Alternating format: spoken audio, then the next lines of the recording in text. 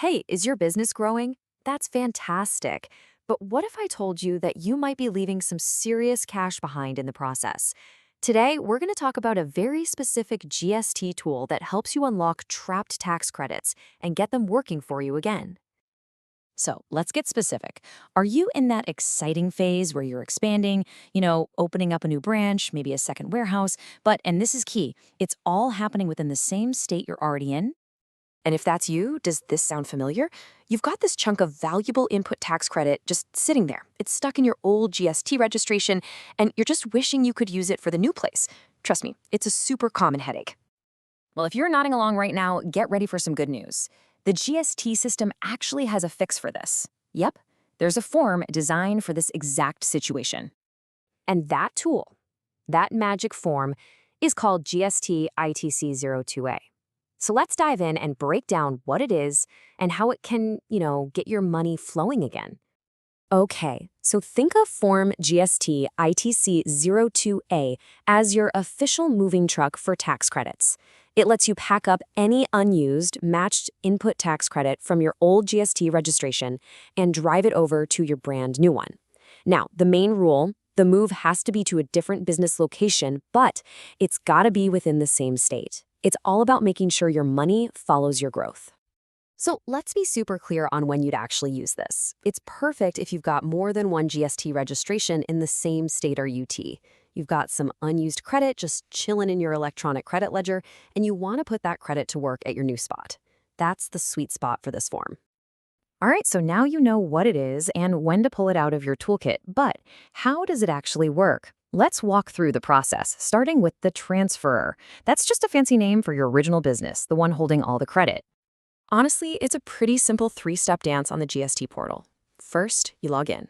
Head over to Services, then Returns, and look for ITC forms. Easy enough. Second, you'll fill out the ITC-02A form, pop in the new business's details and the exact amount of credit you're sending over. And finally, step 3, you just sign it digitally and hit Submit. You can use either a DSC, that's a digital signature certificate, or an EVC, the electronic verification code. And listen, this part is really important. The moment you file that form, boom, it's instant. That transfer amount is immediately taken out of your electronic credit ledger. So if you send a lakh, your balance drops by a lakh right then and there. No waiting around. Okay, so that's the sender side. Now let's flip the coin. What's happening on the other end? What does the transferee, your new business that's waiting for that cash injection, have to do? Well, the GST system is pretty smart about keeping everyone in the loop. The second the transfer hits Submit, the new business, the transferee, gets a heads up. We're talking an email and an SMS notification. It basically says, hey, there's a credit transfer waiting for you, your move. And the process for them is just as easy. They log into their GST portal, go to that same ITC forms section, but this time they're going to see a big shiny button that says Take Action. From there, they can see their request and make the call. Now, this next part is a non-negotiable rule, so listen up. The new business, the transferee, has zero power to change the amount. They can't say, oh, I'll just take half. Nope, it's an all or nothing deal. You either accept the whole amount as is, or you reject the whole thing. No middle ground. So that leads us right to the two possible endings here. What happens when they click Accept, and what happens when they click Reject? Let's lay it all out. It's actually really straightforward. If they accept, that ITC amount zips right over into the new business's electronic credit ledger, and it's ready for them to use. But if they reject it, the money just boomerangs right back to the original business's ledger. And in both cases, the system sends out notifications so everyone knows exactly what happened. No surprises. Okay, we've gone through the what, the how, and the why. But now we need to talk about the golden rule.